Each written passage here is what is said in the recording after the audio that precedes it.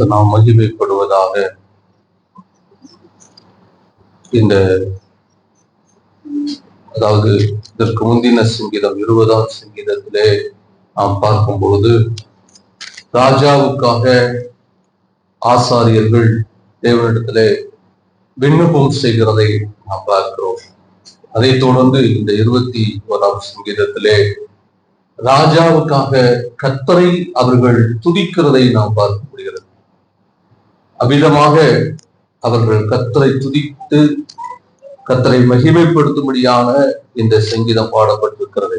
இதை சொல்லப்பட்டிருக்கிறது, கர்த்தாவே உம்முடைய வல்லமையிலே ராஜா மகிழ்ச்சியாக இருக்கிறார், உம்முடைய ரட்சிப்பிலே எவ்வளவாய் களி கூறுகிறார் என்று சொல்லி கர்த்தரை மகிமைப்படுத்து. ஆண்டவரே, உம்முடைய வல்லமையில ராஜா என்ன செய்கிறார்? ராஜா எவ்வளவு வல்லமை உள்ளவனா இருந்தாலும், ராஜா எவ்வளவு பராக்கிரமவனா இருந்தாலும், அவன் எதிலே மகிழ்ச்சியா இருக்கிறானா? கர்த்தருடைய வல்லமையிலே. தாவீது தன்னுடைய பராக்கிரமும் தன்னுடைய வல்லமையை காட்டிலும் தேவனுடைய வல்லமையிலே அவன் மகிழ்ச்சியா இருக்கிறான். கர்த்தருடைய பிள்ளைகளை நாம் எதிலே நாம் மகிழ்ச்சியா இருக்கிறோம்? நமக்கு இருக்கிற ஆஸ்தியில மகிழ்ச்சியா இருக்கிறோமா? நமக்கு இருக்கிற படிப்பில மகிழ்ச்சியா இருக்கிறோமா? நமக்கு இருக்கிற செல்வாக்குல மகிழ்ச்சியா இருக்கிறோமா? எதிலே நாம் மகிழ்ச்சியா இருக்கிறோம்? இன்னைக்கு நிறைய பொதுவாக மனிதனுடைய வாழ்க்கையில நாம் பார்க்கும்போது அவர்கள் இருக்கிற செல்வாக்குல மகிழ்ச்சியா இருப்போம். படிப்புல நான் எவ்வளவு படிச்சிருக்கிறோம் பாருங்க, எனக்கு எவ்வளவு திறமை இருக்கு பாருங்க, எவ்வளவு ஞானம் இருக்கு, எனக்கு எவ்வளவு செல்வாக்கு இருக்குன்னு தனக்கு இருக்கிற காரியங்களை கொண்டுதான் நீங்க அநேக மகிழ்ச்சியா இருக்கிறோமே தவிர தேவனுடைய வல்லமை, தேவனுடைய ரட்சிப்பிலே நாம் மகிழ வேண்டும், களி கூற வேண்டும். அல்லேலூயா, அல்லேலூயா.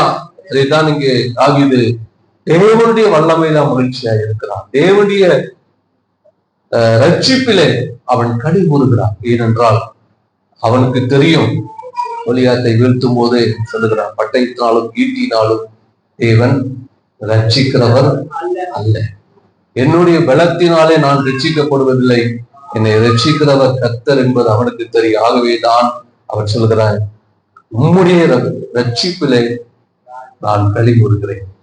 அல்லேலூயா. தேவன் நம்முடைய வாழ்க்கையில செய்த ரட்சிப்பிற்கு நாம் களி கூற வேண்டும். அல்லேலூயா. எவ்வளவு கடினமான சூழ்நிலைகள் நம்முடைய வாழ்க்கையில வரும் பொழுதெல்லாம், எவ்வளவு மோசமான சூழ்நிலைகளிலே நாம் கடந்து போகும் போதெல்லாம் தேவன் எவ்வளவாய் நம்மை ரட்சிக்கிறார். ஆபத்திலிருந்தும் அக்கிரமத்திலிருந்து மட்டுமல்ல, எத்தனை கடினமான சூழ்நிலையில, எத்தனை மோசமான சூழ்நிலை, பொருளாதார பிரச்சனை, சரீர பலகீனங்கள் இருந்து தேவன் நம்மை ரட்சிப்பதற்காக நாம் தேவனுடைய ரட்சிப்பில் என்ன செய்ய வேண்டுமா? களி கூற வேண்டும். அல்லேலூயா. அது சொல்கிறார், அவருடைய மன விருப்பத்தின்படி நீர் அவருக்கு தந்தருளுகிறீர், அவருடைய உதவிகளை விண்ணப்பத்தை தள்ளாதிருக்கிறீர் என்று சொல்ல. இந்த வார்த்தையை நிறைய பேர் தங்கள் சொந்த வாழ்க்கையில எடுத்துக்கொள்வது உண்டு. அவருடைய மன விருப்பத்தின்படி நீர் அவருக்கு, நிறைய பேர் சொல்லுவாங்க, நம்ம மன விருப்பத்தின்படி கர்த்தர் தருவார் என்று சொல்லி. தருவார். நம்முடைய மன விருப்பம் எப்படிப்பட்டதா இருக்கணும் அப்படின்னா, அது தேவ சித்தம் உள்ளதா இருந்தா நம்மளோட மன விருப்பத்தின்படி அவர் தந்தருகிறவர். தாவீது மன விருப்பத்தின்படியே தேவன் அநேக ராஜ்யங்களை அவனுக்கு கொடுத்தார். எபூசியர் இருந்த அந்த பட்டணத்தை, மலை நாட்டை யாரும் சுதந்திரிக்க முடியல. ஆனா அவனுடைய விருப்பம் அது சுதந்திரிக்கணும்னு தேவன் அவனுடைய மன விருப்பத்தின்படி என்ன செய்தாராம்? அவனுக்கு அதை தந்தருளினார். அதே போல நம்முடைய வாழ்க்கையில நாம் தேவ சித்தத்தை செய்யும் பொழுது தேவன் தம்முடைய மன விருப்பத்தின்படி நமக்கு அதை தந்தருள்வதற்கு ஆண்டவர் போதுமானவராய் இருக்கிறார். நம்முடைய உதடுகளின் விண்ணப்பத்தை அவர் தள்ளாது இருக்கிறார். நம்முடைய விண்ணப்பம் எப்படிப்பட்டதா இருக்கணுமா? அவர் எதை கேட்டாலும் தருவாரே அப்படின்னு சொல்லி நம் எதை கேட்டாலும் தேவன் நமக்கு தருகிறவர். ஒரு மனிதன் ஒரு காய்கறி கடையில போய் நின்றுட்டு, எனக்கு 1 கிலோ பாசிப்பருப்பு கொடுங்கன்னு சொல்லி கேட்பான். ஆனா அவன் கடைக்காரன் சொன்னா, எப்படிப்பா இது, இங்கே வந்து காய்கறி கடையில நீ பாசிப்பருப்பு கேட்கிறல, இங்க எல்லாம் கிடைக்கும், போட்டுக்கிறீங்களா? அதனாலதான் கேட்டேன். எல்லாம் கிடைக்கும்னா காய்கறியில எது கேட்டாலும் கிடைக்கும். காய்கறி கடையில என்ன கேட்டது? என்ன காய்கறி கேட்டாலும் கிடைக்கும், எல்லாம் கிடைக்கும்னா நீ பெட்ரோல் கேட்டுனா கிடைக்குமா? காய்கறியில போயிட்டு மளிகை கடையில போயிட்டு கிடைக்குமா? பல்சர்ல போய் கிடைக்குமா? பெட்ரோலுக்கு தான் கேட்கணும், பெட்ரோல் பங்குல தான். அது எதை கேட்டாலும் கர்த்தர் தருவார். எதை கேட்டால் என்றால் நாம் எதை அவருடைய சித்தத்துக்கு கேட்கிறோமோ அதை அவர் தருகிறார். அல்லேலூயா. அப்படின்னா முதலாவது தேவன் நமக்கு தருவார் என்று சொல்லி எதை தருவார் என்பது அவருடைய சித்தத்தை நாம் அறிந்தவர்களா இருக்க வேண்டும். அவருடைய சித்தம் இதுவா இருந்தால் அதை அவர் நமக்கு அந்த விண்ணப்பத்துக்கு அவர் பதில் தருகிறவராய், அந்த விண்ணப்பத்தை அவர் தள்ளாதவராய் இருக்கிறேன். அல்லேலூயா. அடுத்த 3 உத்தம ஆசீர்வாதங்களோடு நீர் அவருக்கு எதிர்கொண்டு வந்து அவருடைய சிரசிலே போர்க்கிரீடம் தெரிவிக்கிறீர். ராஜா யுத்தம் செய்து அவன் திரும்பி வரும் பொழுது தேவன் அவனை எதிர்கொண்டு போய் உத்தம ஆசீர்வாதங்களோடு அவனை என்ன செய்கிறாராம்? ஆசீர்வதிக்கிறார். ஆபிரகாமை குறித்து நம்ம வாசிக்கிறோம். ஆபிரகாம் அந்த 5 ராஜாக்களை முறியடித்து வரும்பொழுது, சோதோமின் ராஜா மற்ற ராஜாக்களை முறியடித்து வரும்பொழுது அவனை ஆண்டவர் இயேசு கிறிஸ்துக்கு ஒப்பா இருக்கிறதான அந்த மெல்கிசேதேக் அவனை எதிர்கொண்டு போய் அவனை என்ன செய்கிறான்? ஆசீர்வதிக்கிறான். பாருங்களேன், நம்ம வாழ்க்கையில எப்பொழுதெல்லாம் நம்ம ஜெயம் கொள்கிறோமோ தேவன் நம்மை எதிர்த்து வந்து நம்மை ஆசீர்வதிக்கிற தேவனாய் இருக்கிறார். அல்லேலூயா. பாவத்தின் மீது, அக்கிரமத்தின் மீது, பிசாசின் வல்லமையின் மீது, உலக கிரியின் மீது நாம் ஜெயம் எடுக்கும் போது, நம்முடைய மாமிசத்தின் கிரியின் மீது நாம் ஜெயம் எடுக்கும் போது கர்த்தர் நம்மை எதிர்த்து வந்து அவர் நம்மை ஆசீர்வதிக்கிறார். அல்லேலூயா. ஜெயம் எடுக்கிறவர்களா இருக்கு. வெளிப்படுத்தின விசேஷத்துல சபையை குறித்து வாசிக்கும் போது அவர்கள் ஜெயிக்கிறவர்களை குறித்து பாருங்க. ஜெயிக்கிற ஜனங்கள் அவர்கள் பரலோகத்தை சோதரிப்பார்கள். ஆகவே நாம் ஜெயிக்கிறவர்களாக நாம் காணப்பட வேண்டும். அல்லேலூயா. அவர் உம்மிடத்திலே ஆயுசை கேட்டார், நீர் அவருக்கு என்றென்றைக்கும் உள்ள தீர்க்க ஆயுசை கொடுக்கிறேன். ஆயுசை தான் கேட்டார். நான் நீர் என்ன செய்கிறேன்? ஆமா, ராஜாவுக்கு தீர்க்க ஆயுசை. தாவீது தன்னுடைய மரண காலம் வரைக்கும் அவன் உயிரோடு இருந்து அவன் ஆட்சி செய்தான். மரண காலம் வரைக்கும் கர்த்தர் அவனுக்கு தீர்க்க ஆயுசை கொடுத்தான். அல்லேலூயா. அல்லேலூயா. நாம் வேண்டிக் கொள்வதற்கும் அதிகமாய் நமக்கு கிரியை செய்கிறவர் நம்முடைய தேவன். அவன் ஆயுசை தான் கேட்டான், தீர்க்க ஆயுசை கொடுத்தார். ஏன்? ஆண்டவருக்கு தெரியும், என் ஆடுகளை மேய்க்கிறதுக்கு உண்மையான ஒரு ஆள் இருக்கிறான தாவீது தான், அவனை தவிர வேற யாரும் கிடையாது.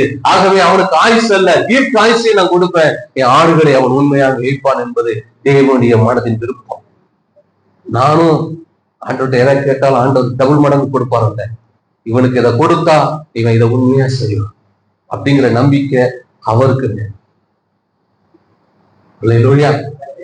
இந்த காரியத்தை கொடுத்தா, இந்த வேலையை கொடுத்தா, இந்த ஊழியத்தை கொடுத்தா அவன் எனக்காக உண்மையா செய்வான். பணத்துக்காக, பேருக்காக, புகழுக்காக அல்ல.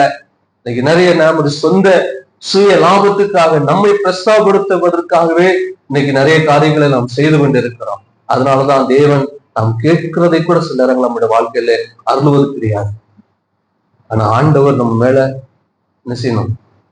பவுல் சொல்லுகிறான், நான் உண்மையுள்ளவன் என்று எண்ணி இந்த கனமான ஊழியத்திற்கு அவர் என்னை ஏற்படுத்தினார். ஆண்டவர் அவனை உண்மையில் இவ்வளவுக்கு சபையை துன்பப்படுத்தினமா பவுல்.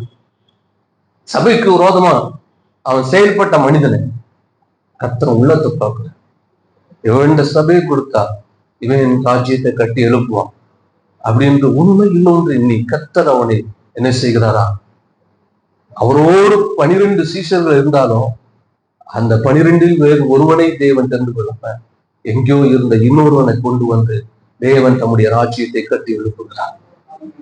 அல்லேலூயா. அல்லேலூயா.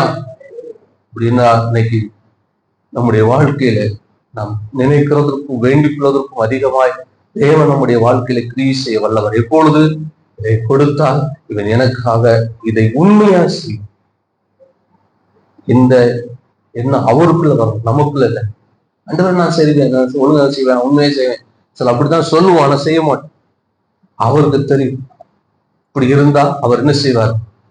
அவன் கேட்கிறதற்கும் வேண்டிக் கொள்வதற்கும் அதிகமாய் நமக்கு ஆயுசை கேட்டானா எதை கொடுத்தாராம்? தீர்க்க ஆயுசை அவனுக்கு கொடுத்தார். இப்படியாக தாவீது தன்னுடைய வாழ்க்கையில தேவன் அவனுக்கு செய்தவைகளை குறித்து அவன் தாவீதுக்காக, ராஜாவிற்காக என்ன செய்கிறார்கள்? தேவனை மகிமைப்படுத்தக்கூடிய இந்த சங்கீதங்களை நம்ம தொடர்ந்து நம்ம வாசிக்கும் பொழுது இன்னுமாய் நம்முடைய வாழ்க்கையிலும் தேவன் நமக்கு இப்படிப்பட்ட மகிமையான காரியங்களை ஆண்டவர் செய்வதற்கு போதுமானவராய் இருக்கிறார். நாம் அதற்காக நாம் தேவனை நாம் என்ன செய்ய வேண்டும்? மகிமைப்படுத்துவதாய் காணப்பட வேண்டும். இந்த வார்த்தைகளுக்காக நாம் தேவனை நாம்